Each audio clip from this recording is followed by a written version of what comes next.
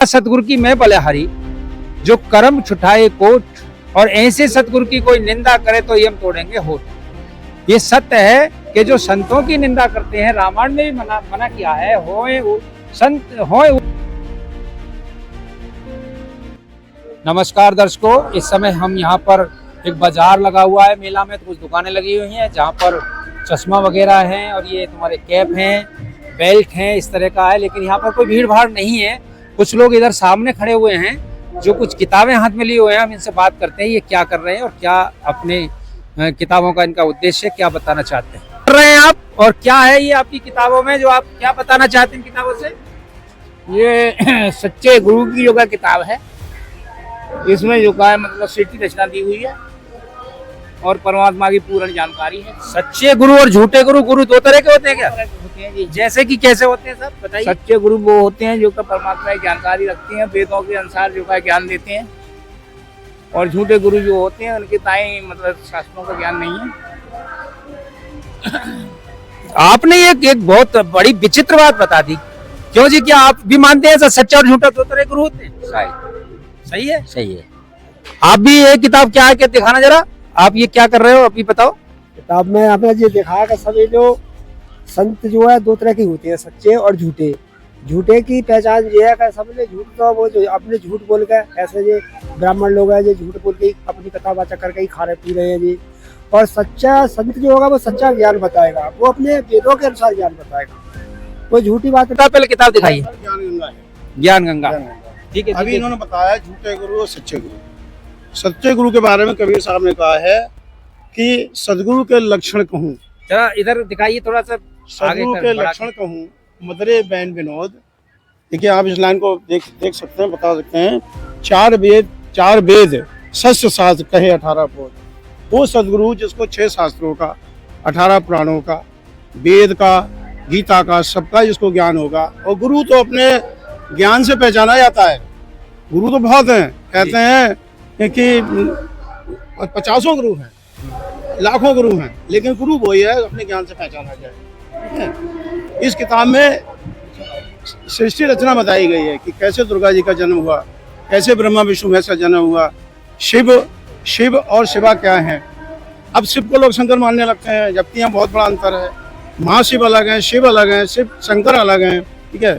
जब सृष्टि रचना हुई थी, सबसे पहले एक अचिंत जो परमात्मा के पुत्र थे, उन्होंने सृष्टि रचना दी थी अक्षर पुरुष को।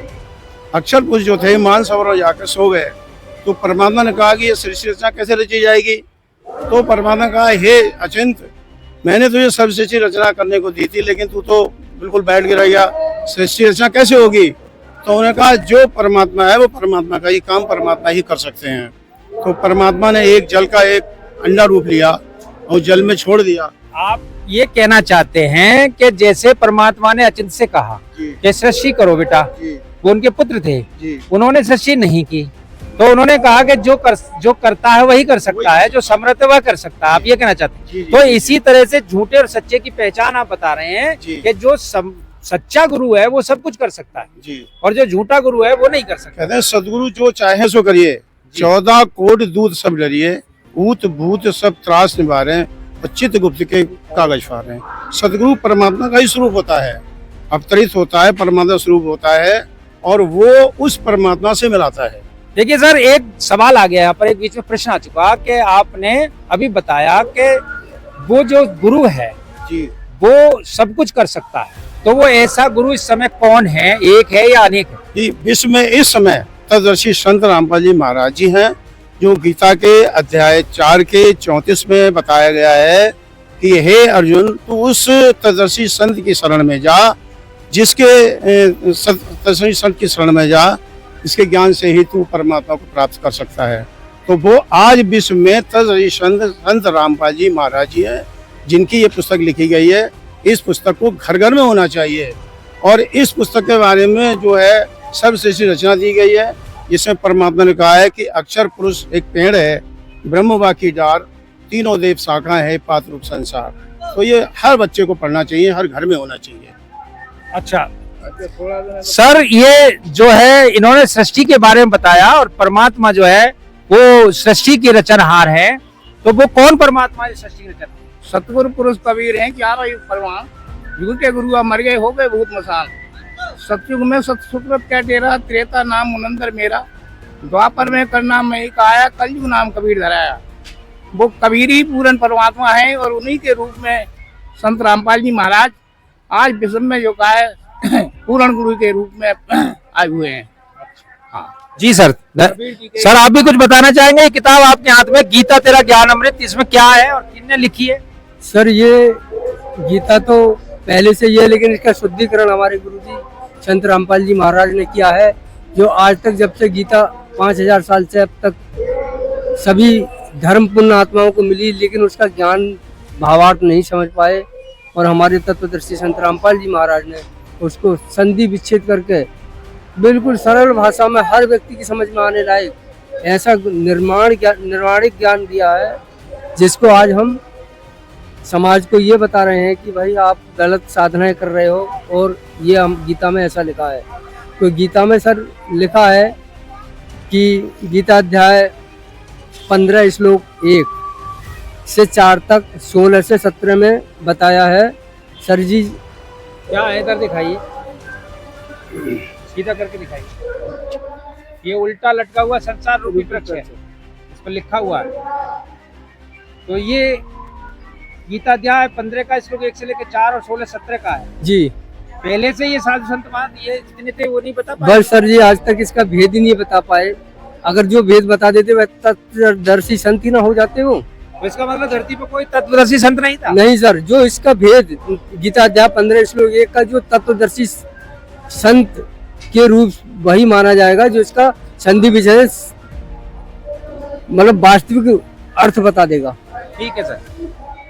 तो एक बात और बताइए जी, आपका नाम क्या है? सुरेश दास मेरा। सुरेश दास जी, आपने अभी जो बताया जी जी कि जो सच्चा गुरु होगा जी वो धरती पर परमात्मा रूप होता है, जी और वो आपने बताया कि संत रामपाल जी महाराज जी हैं। जी तो संत रामपाल जी महाराज जी के बारे में तो बहुत सी बातें और उठती रहती हैं, जैसे वो अभी इस समय जेल में भी हैं, जी जी और जेल में होने के बावजूद भी आप उनकी सेवा कर रहे हैं, प्रचार कर रहे हैं, यानी उनकी किताबों का प्रचार कर रहे हैं। तो क्या समाज आपसे कभी कोई झगड़ा, कोई लड़ाई, कोई किसी तरह का उपद्रव तो नहीं करता है? ये देखिए जी, ये ज्ञान ही ऐसा है। इस ज्ञान को जो एक बार पढ़ता है या जो एक बार सुन लेता है, वो कभी लड़ने की चेष्टा भी नहीं करता। क्यों? क्योंकि परमात्मा ने बताया है कि हमें भक्ति ऐसी करनी चाहिए। मैं चाहूंगा अपनी किताब के ये चित्र को भी दिखा दें कि हमें भक्ति ऐसी करनी चाहिए। ठीक है, अगर हम जड़ को पूजेंगे तो ये वृक्ष बनेगा, वृक्ष से फूल पत्तियां फल आएंगे और इतने फल दे देगा कि हमें खाए नहीं जाएंगे। और हम लोग कर क्या रहे हैं? हम लोग आजकल कर रहे हैं ऐसी, हम जो है उल्टी कर रहे हैं आज। ठीक है, हम जो है पेड़ पत्ती फूलों में जो है पानी लगा रहे हैं और जड़ को अपना सुखा रहे हैं। इसका खुल करके बताइए कि ये उल्टी साधना कैसे है? ये उल्टा जो पेड़ कर दिया या उल्टा बता दिया, तो ये क्या कारण है कि कैसे उल्टी समाज साधना कर रहा है? देखिए सर, ब्रह्मा विष्णु महेश को लोग भगवान मानते हैं और इन्हीं की तरफ खिंचे चले जा रहे हैं। गीता के अध्याय 7 के श्लोक 12 से 15 तक बिल्कुल निर्णायक जो है ज्ञान दिया हुआ है। ठीक है, उसमें ये कहा गया है कि ब्रह्मा विष्णु महेश की तरफ लोग खिंचे चले जा रहे हैं।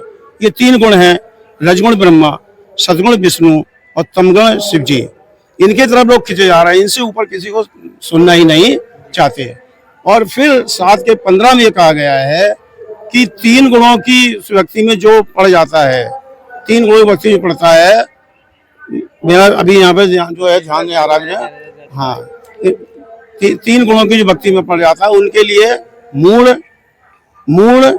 और दूषित कर्म करने वाले मूढ़ लोगों के बारे में कहा गया है। लेकिन हम लोग उसी की भक्ति कर रहे हैं और उस पूर्ण परमात्मा जो सर्व सृष्टि का रचन आ रहा है उसको हम छोड़ते चले आ रहे हैं।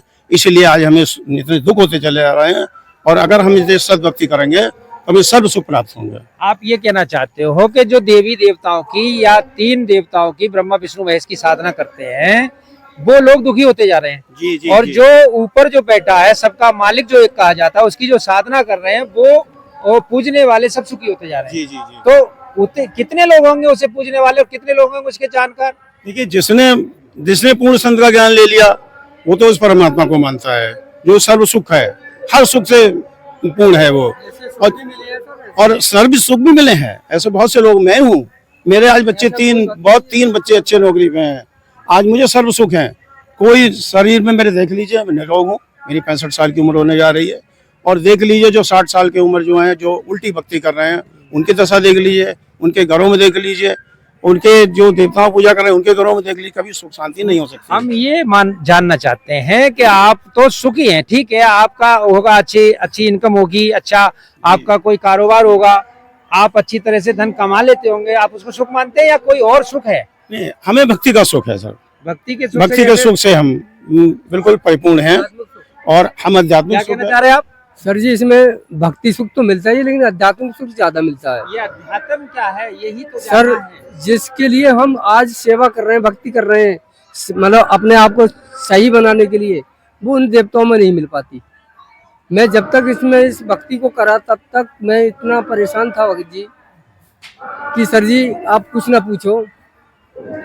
ऐसा था कि मैं इस दुर्गा को, जिस आज मंदिर के प्रांगण में हम खड़े हैं, ये माता दुर्गा की स्तुति मैंने इतनी की है कि मैंने साक्षात माता के दर्शन करे हैं यहाँ पे जी। और आज जब भक्ति करते करते मेरे मन में यही उत्सुकता रहती थी कि नहीं, अभी भक्ति कुछ और आगे है, इससे शेष है। तो क्या जो दुर्गा की भक्ति करते थे और आप अपना इतना लाभ बता रहे हैं, फिर आपने क्या दुर्गा की भक्ति छोड़ दी? नहीं सर, भक्ति छोड़ी नहीं, हमारी भक्ति तो और बढ़ गई है ज्यादा, लेकिन जिस विधि से हम पहले करते थे वो विधि हमने त्याग करके मंत्र जाप से करते हैं। क्या आप दुर्गा की भक्ति अब भी करते हैं? जी हाँ, आज भी करते हैं। जैसे डिफाइन करके जरा विस्तार से बताएं। सर जी जैसे हम पहले अपना प्रसाद चढ़ाते थे, जो भी है बैठ के हठ योग करते थे यहाँ पर, आज वो हम हठ योग ना करके हम अपना मंत्र जाप से करते हैं, जो वास्तविक मंत्र है माता का। अब पहले हम एक भक्ति करते थे, अब हम एक मंत्र एक माला में 330 बार नाम लेते हैं एक बार में। तो ये जो साधना आपको मतलब किन से प्राप्त हुई, इस तरह की जो साधना बता रहे हैं? ये मेरी आवश्यकता थी, लेकिन ये जब जिसकी जो तड़प होती है उसके लिए कोई रास्ता भी बनता है। सर मैं तो ये मानता हूँ कि आज नहीं, मेरा कुछ पिछले जन्म का पुण्य था जो आज मुझे ऐसी भक्ति मिली। और सर मैं यही समय था, यहाँ एक पुस्तक सेवा चल रही थी, जिस तरह से आज हम सेवा कर रहे हैं, तो भगत जी मैं उस समय ये जानता भी नहीं था ये किस चीज़ की किताब है। तो यहाँ एक शनि कुंड है हमारे मंदिर पे, तो उस मंदिर पे एक भगत हमारे जो है किताबें लिए हुए खड़े थे। मेरी इच्छा थी कि मैं आध्यात्मिक ज्ञान को ज़्यादा पढ़ता था पहले से ही, तो सर जी मैंने उनकी हेडिंग देखा, ज्ञान गंगा, बस ज्ञान गंगा मैंने हेडिंग पढ़ते ही मैंने देखा, मैंने ये ज्ञान गंगा, इसके अंदर कोई विशेष है, मैंने पढ़ना चाहिए। तो मैंने उनसे पूछा कि भाई आप क्या मतलब मोल लाए, कहीं कोई दुकान लगी है मेला में? बोले नहीं भगत जी हम सेवा कर रहे हैं। मैंने फिर बोले हमारी ये 10, उस समय भगत जी 10 रुपए की थी ये। तो मैंने कहा जी क्या बेच रहे हैं आप? बोले हाँ जी हम। मैंने कहा बताइए। वो 10 रुपए दिए, मैंने किताब ले ली। भगत जी मैंने सारी चीज न पढ़ करके केवल 1, 2, 3 ही पेज पढ़े थे, जिसमें मेरे पहले हाथ सृष्टि रचना खुल गई थी। और उसको पढ़ने के बाद मुझे ऐसा लगा कि हाँ, जिसकी मुझे तलाश थी ये है वो चीज। मैंने मतलब ये जानना चाहते थे हम, जैसे आपसे अभी जो पूछा था कि आपको ये ज्ञान किससे प्राप्त हुआ? सर एक भगत सेवा कर रहे थे संत रामपाल जी महाराज के जी, तो हमें पुस्तक से मिला था ये ज्ञान। संत रामपाल जी महाराज जी का ज्ञान आपको एक पुस्तक से प्राप्त हुआ, ज्ञान गंगा नाम था उस पुस्तक का, जैसे कि इनके हाथ में लग रही है। तो आपको कितने साल हो गए? सर मुझे 7 साल हो गए आज। 7 साल हो गए। तो आपका नाम क्या है सर? मेरे साथ मक्खन दास है। मक्खन दास जी। मक्खन दास जी आपने बहुत अच्छा बताया है हमारे दर्शकों, ये इस समय हम जहाँ खड़े हैं वहाँ देव स्थान है, और देवी के इस प्राचीन मंदिर पर यहाँ पर ये लोग सेवा कर रहे हैं। संत रामपाल जी महाराज जी के पुस्तकों का प्रचार है, इनसे हमने काफी जानकारी ली है। लेकिन अभी हम सामने एक भगत जी और खड़े हैं, इनसे भी थोड़ा जानना चाहेंगे। अच्छा अभी इनका रह गया है कुछ, दर्शकों इनसे और जानना चाहते हैं। हाँ सर बताइए।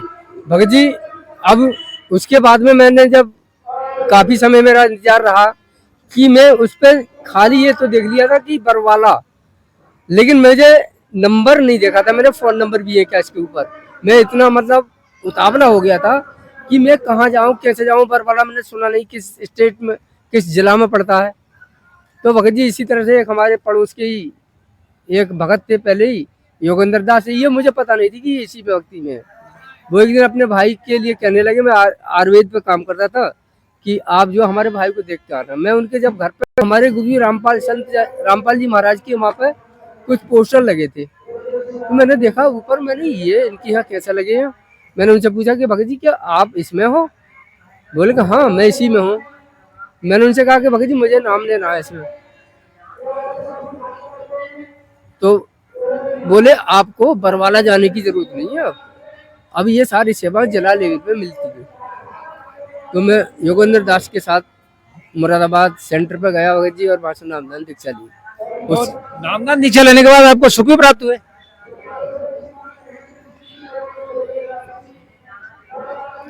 भगत जी सुख की तो बात ही ऐसी है कि इतने सुख से मिले कि मैं अपनी जीवन में ब्याह नहीं कर सकता, क्योंकि जब मैं इस भक्ति लाइन में आया भगत जी, तो पहले तो मेरी बहुत कठिन परीक्षाएं हुई थी, लेकिन मैंने कभी भी मुड़ के नहीं देखा, क्योंकि भक्ति मुझे अच्छी लगी थी। उसके बाद भगत जी क्या होता है कि लॉकडाउन के समय में 2020 में मेरे बेटे का मर्डर होता है, तो सुख मिला है और ये आप भावुक हो चुके हैं, और इनकी भावनाएं काफी हद तक जो है परमात्मा से जुड़ी हुई हैं। जैसे वो सुख बयान नहीं कर पा रहे हैं, सुख बताते हुए रो रहे हैं, लोग दुख बताते हुए रोते हैं। ये क्या विडंबना है और कैसा एक विधान है उस परमात्मा का। देखिए हम इनसे अभी जानना चाहेंगे, और ये बता रहे हैं थोड़े भावुक ज्यादा हो गए थे, इसलिए मैंने थोड़ा रोका था। तो दर्शकों जानते हैं। हाँ जी भगत जी बताइए। तो भगत जी 2020 में मेरे बेटे का मर्डर हुआ। इस भक्ति मार्ग में बार बार गुरु जी ये कहते हैं कि बेटा इस भक्ति करने के बाद कभी पिता से पहले पुत्र नहीं जाएगा, लेकिन मेरा पुत्र मेरी भक्ति करते हुए चला गया। मेरे मन में यह कचोटन रहती थी, हमेशा कचोटता था दिल, अरे ये भक्ति में तेरा बेटा चला गया, और परमात्मा ये कह रहे हैं कि भाई बेटा नहीं जाता कभी, तो कहीं ना कोई तो बात है जरूर। तो ये सांत्वना भी मुझे मेरे पड़ोसी योगेंद्र दास ने ही बनाई कि भगत जी आप भक्ति ना छोड़ना, ये बहुत अच्छा मार्ग है।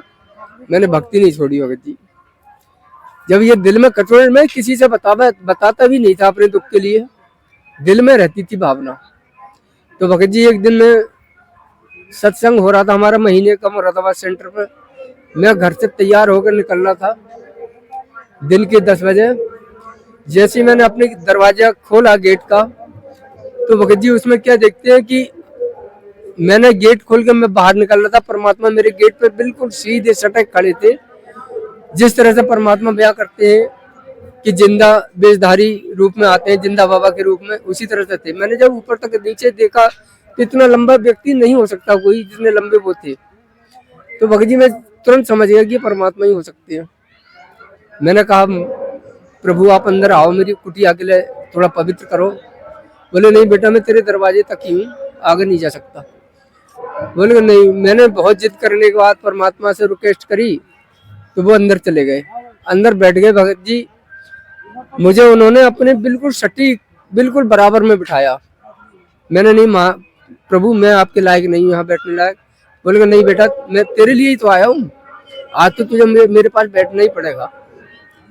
तो ये समझिए भगत जी मैं बैठ गया और बिल्कुल मौन हो गए, ना वो बोले ना मैं बोला। फिर परमात्मा ने ही मौन तोड़ा, बोले बेटा तेरे मन में ये रहता है ना दिल में कि तेरा बेटा चला गया, भक्ति करते हैं? मैंने हाँ। तो बोले बेटा वो गया नहीं है, उसका शरीर रखने लायक नहीं था, इसलिए मैंने उसका चोला बदला है। और जा अब से तू डेट लिख कर रख ले, आज से 6 महीने बाद तेरे घर में वही जन्म ले गया। तो भगत जी आज उसी ने जन्म लिया है मेरे घर में, सबको पहचानता है, और वो वास्तव में मुझे तो छोड़ता ही नहीं है, क्योंकि उसे पता है सब कुछ पिछले जन्म की। बड़ा होने पे जो कुछ बताएगा वो सही है आगे। फिर उसके बाद में भगत जी मुझे ऐसा हुआ कि जब बेटा का मर्डर हो गया, मेरे पास ये समझिए कि भगत जी लगभग 2020 से, और अब तक 18 लाख रुपए का कर्ज हो गया था 4 महीने, अब से 4 महीने पहले। भगत जी मैं सोच, लेकिन मैंने हिम्मत नहीं हारता था, मैं कभी किसी से अपने दुख की बातें करता नहीं था कभी। मुझे विश्वास था परमात्मा की दया करेंगे वो। भगत जी क्या हुआ, भक्ति करता रहा मैं, जो भी सेवा मिलती मैंने कोई सेवा नहीं छोड़ी। मजबूरी में कोई अगर छूट गई तो वो बात अलग है, लेकिन परमात्मा के लिए मैंने कभी नहीं छोड़ा। फिर भगत जी क्या होता है, भगत जी बेटा छोटे वाले ने पहले एक छोटा सा काम करा, आज भगत जी इतना बड़ा काम है कि पहले एक फैक्ट्री लगी, आज 2-2 फैक्ट्रियां मेरे पास है। आज ऑल इंडिया पूरे देश के अंदर मेरी सप्लाई जाती है हर शहर के लिए, हर शहर में एक डिस्ट्रीब्यूटर है। भगत जी आज मुझसे ज्यादा कोई खुश नहीं है, ऐसा लाभ मिला है इस परमात्मा से।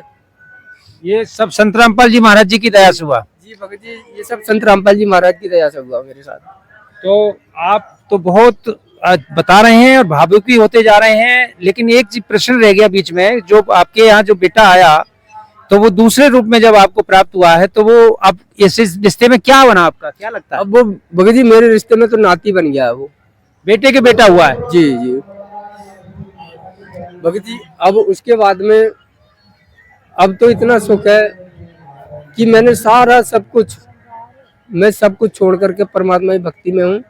मैंने सब बच्चों को सौंप रखा है कि भैया आप तुम करो, मुझे कुछ नहीं करना है, मुझे केवल भक्ति करनी है। ठीक है सर, धन्यवाद सर, आपने बहुत अच्छा बताया है। और अभी मक्खन जो दास थे उनने बताया अपने बारे में, अब हम आगे चलते हैं। और ये सुरेश दास जी हैं, ये अभी कुछ और बताना चाह रहे हैं, इनसे जानते हैं क्या कहना चाहते हैं। सर जी देखिए, भक्ति जो है धन के लिए नहीं की जाती है, भक्ति जो मोक्ष के लिए की जाती है। यहाँ कबीर साहब ने कहा है कि कबीर ये जग धन निर्धना, धनवंता ना कोई, और धनवंता सोई जानिए जिस पे राम नाम धन हो। जिस पे राम धन आ गया वो वैसी धनी हो गया, उसे पंथ मोक्ष प्राप्त हो गया, ये जन्म मरण से छुटकारा मिल गया। इससे बड़ी भक्ति और क्या होगी, ये सुख शांति से बड़ा क्या होगी। देखिए कृष्ण ने गीता अध्याय 18 के श्लोक में कहा है, तुमेम शरणम गच्छ भावेन भारत तत् प्रसादम शांतिम शाश्वत स्थानम प्रत्याशे। यानी तू उस एक परमात्मा की शरण में जा जिसकी कृपा से तू शांति व परम शांति स्थान को प्राप्त होगा। ठीक है, तो हम भक्ति इसलिए करते हैं। जी आप बताइए सर क्या कहना चाहते हैं। एक दफा भगत जी मैं जो कहा है, शाम को छत पर सोने के लिए जा रहा, 500 की निशानी थी, 2 मंजिले की छत थी और ऊपर बंदर बैठे थे, और ऐसे ही मैं चढ़ा, वो बंदर मुझ पे आ रहा है, मैं पीछे को 2 मंजिल से गिर गया और बाटम तो मुझे होश नहीं रहा। घर वालों ने उठाना चाहा तो मैं उठाना ही भारी था मैं, और थोड़ी देर बाद उठ कर मैं अपने आप ही मतलब छत पे चढ़ गया, और ना मेरी कोई चोट लगी, मतलब थोड़ी बहुत गुम चोट लगी उस टाइम। और गांव वाले भी ये कहते हैं कि भाई 2 मंजिल से गिर के मतलब ये बच कैसे गया, और मैं कतई ठीक हूँ, मतलब 2-3 दिन दर्द तो मेरा थोड़ा। आप बंदर ने गिराए और 2 मंजिल से गिरे, 2 मंजिल से गिरा मैं, उसके बाद आपको चोट नहीं लगी। हाँ। और अभी मैंने एक पास के गांव का हादसा सुना, देखा है कि बंदर ने धक्का मारा और वो ज्यादा 10 फीट ऊंचा था, और वो ऐसा गिरा कि दोबारा उसको जीवन नहीं मिला, वो होश नहीं आया, और वो वहीं ऑन द स्पॉट खत्म हो गया। तो ये आपके साथ तो बहुत बड़ा विचित्र चमत्कार की जगह है, मतलब ये तो बहुत बड़ा विचित्र। फीट से गिरा पक्के पे बिल्कुल जी, और बिल्कुल अगर ठीक हूँ, कतई चोट नहीं लगी मेरे। और एक दफे भगत जी हम जब पंचकुला में काम कर रहे थे, तो बच्चे जो 11 बजे जाते थे काम पे, तो मैं बोला भाई जो 9 बजे का टाइम है, 11 बजे जाते हो, तुम ऐसा क्यों करते हो, मतलब वो टोकता है। तो उस दिन मैं बहुत दुखी हो गया, और वो छोटा वाला लड़का मुझे जो है उसमें उस स्कूटी पे बैठा के चल पड़ा। जब रास्ता में हम पहुंच गए तो बोला अगर लाइसेंस रह गया घर, तो भाई लाइसेंस ले लो, वापस हो लो। तो जब वो वापस हुआ, उसने ऐसे ही घुमाई नहीं, तो वो फिसल गई तो जो कहा है वो हम दोनों गिर गए, और गिर गए जो कहा है मेरा हाथ नहीं उठाई, ये बाएं वाला न्यों करके, मतलब इसमें चोट लग गई मेरे, लेकिन दर्द नहीं इसमें। हम घर आ गए, उन्होंने लाइसेंस ले लिया। मैंने की लगा मेरा हाथ नहीं उठता, तो कहा तुम अब घर ही दो। मैं शाम तक घर रहा, वो शाम तक हाथ नहीं उठा। मैंने की चोट लगी तो तब गया मैंने की। अब दूसरे दिन को वो हाथ नहीं उठा, तो हमारे दामाद बोले कि पापा चलो डॉक्टर को दिखाती है हाथ। मैं डॉक्टर का दिखा, हाथ टूटा तो है नहीं। मैं टूटता तो ये सूज जाता और दर्द होता है इसमें, लेकिन चोट ही लग गई है ना, तो ये सूजा है। अजी वो 3-4 दिन मेरे जो कहा ले गए, वो हॉस्पिटल में ही रहते थे, और उन्होंने चेक कराया तो हड्डी टूटी हुई दिख रही है हाथ से। डॉक्टर बोला जी हड्डी टूटी इसकी तो, और इस पे तो प्लास्टर होगा। यानी 3 दिन बाद आपका चेकअप हुआ तो हड्डी टूटी हुई निकली और दर्द बिल्कुल नहीं। नहीं सूजा नहीं कथई। तो डॉक्टर बोला प्लास्टर होगा जी, और तुम्हें सहारा देना पड़ेगा, वो न्यों का लटकाना पड़ेगा 1 महीने तक। मैं बोला मैं नहीं लटकाऊंगा, अगर हड्डी टूट जाती मेरा दर्द होता। दर्द नहीं है हाथ में और नहीं सूजा है, मैं उससे चलाया, मैं नहीं कराऊंगा प्लास्टर, और नहीं मैं इसे लटकाऊंगा। मतलब वो सब तो क्या करेंगे। आज देखो परमात्मा की कृपा से मेरा हाथ बिल्कुल ठीक है। देखो 50 किलो का पट्टा उठाता हूँ, नहीं कोई ऑपरेशन कराया, नहीं कोई दवाई खाई है, कुछ बिल्कुल ठीक है मेरा। तो ये तो नॉर्मल हो सकता है आपको, अगर अपना नहीं हड्डी टूटी रही है तो ये क्या मानते हैं आप इसको? है, ये चमत्कार मानते हैं गुरु जी का। गुरु जी मतलब और परमात्मा का, संत रामपाल जी महाराज। संत हाँ, संत रामपाल जी महाराज का चमत्कार है ये। नहीं, ये तो हम आए दिन देखते हैं। अभी ट्विटर पे खाली एक टैग जो है चल रहा है, और उसमें आया है कि भूत के भजन ना होए गोपाला, ये लो अपनी कंठी माला। आज 9 दिन तक व्रत पूजा पाठ करने वाले अभी शायद 1 बजे तक खाना खाने में लगे पड़े। अभी मेला में कोई भीड़ भाड़ नहीं है, नहीं आ रहे हैं। तो ये क्या आप भी व्रत पूजा पाठ नहीं करते? तो सर जी पहले खाते हैं पेट भर के। आप खाते हो? हाँ खाते हैं, और जब पेट भर जाता है, शांत आत्मा हो जाती है, फिर जो है अपनी भजन करते सर गीता के 16 अध्याय 16 के 6 के 16 में कहा भी गया है कि ना तो ज्यादा खाने वाले का, ना बिल्कुल ना खाने वाला, व्रत रखने वाले का कोई भी इससे भला नहीं होता है। इसलिए हम तो परमात्मा खूब भरपेट भोजन खाते हैं, हमें कोई व्रत की कोई जरूरत भी नहीं है। परमात्मा कहते हैं जो जन मेरी शरण है ताका हूँ मैं दास, और गेल गेल लागा रहूं जब तक धरती आकाश। परमात्मा पल पल हमारे साथ रहता है। ये जो बात आप कह रहे हैं, ये यहाँ मत कहना। ये जो है, अगर ये आपसे ज्यादा लोग हैं, अगर आप ऐसा कहोगे, उनके दरबार में आके, उनके जगह में आकर के आप उनको ऐसा कहोगे, तो हो सकता है आपसे झगड़ा हो जाए। कोई बात नहीं, जब उनको ज्ञान होगा तो खुद मानेंगे इस बात को, ऐसा कुछ नहीं है। नहीं, ये तो कृष्ण जी ने भी कई हजार वर्ष पहले कह दिया था कि भूखे भजन ना हो गोपाला, ये लो अपनी कंठी माला, मैया मुझसे भजन नहीं होगा, मैं तो पहले माखन मिश्री खाऊंगा, बाद में। हम तो साथ विधि बात कर रहे हैं, जो शास्त्रों में लिखा है, अपने मुंह से कुछ कह ही नहीं रहे हम तो। गीता में लिखा हुआ है। देखिए, कानून जो संविधान से चलता है, और संविधान एक बहुत बड़ी चीज है। तो ये जो संविधान है, इसके आधार से आप अगर चलते हैं तो कोई मुकाबला नहीं कर पाएगा, ना आपसे कोई झगड़ा कर पाएगा। फिर भी आप होशियार रहिए, क्योंकि आज का जो समय, जो समाज को देखते हैं, अगर काने से काना कह दो तो वो बुरा मान जाता है। ऐसे मिलते हैं लोग, मिलते हैं, लेकिन जब ज्ञान समझाते हैं, वो है एक आंख वाला और वो बुरा मान जाएगा। नहीं, जब ज्ञान समझ जाता है तो एक आंख का हो, आधी आंख का हो, जब सत्य ज्ञान समझ जाता है तो खुद परमात्मा को जान जाता है। इसलिए कोई झगड़ा नहीं करता। ठीक। अच्छा, कि एक दिन मैं साइकिल लेकर जंगल से आ रहा हूँ खेत पे से, तो साइकिल लेकर आ रहा हूँ खेत पे से, तो एक मोटरसाइकिल वाले ने मेरे पीछे से हमारी टक्कर पी ली, साइकिल मेरी गिर गई। तो ये देखो मेरे एक खोज तक नहीं आई, वो कृपा कर गई सिर्फ रामपाल जी महाराज जी की, महाराज जी की।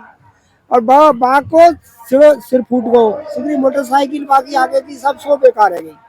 तो मैंने कही भाई तेरा मेरे बारी क्यों, क्या मैंने तू पिए भाई, पिए भाई तो नहीं है, मैं मेरे भाई हाथ तुम्हारे लड़को बैग गो, मैं अपने हाथ पे चल रहा हूँ, तो तुम्हारा भी मेरे तो भाई कुछ चोट नहीं आई है।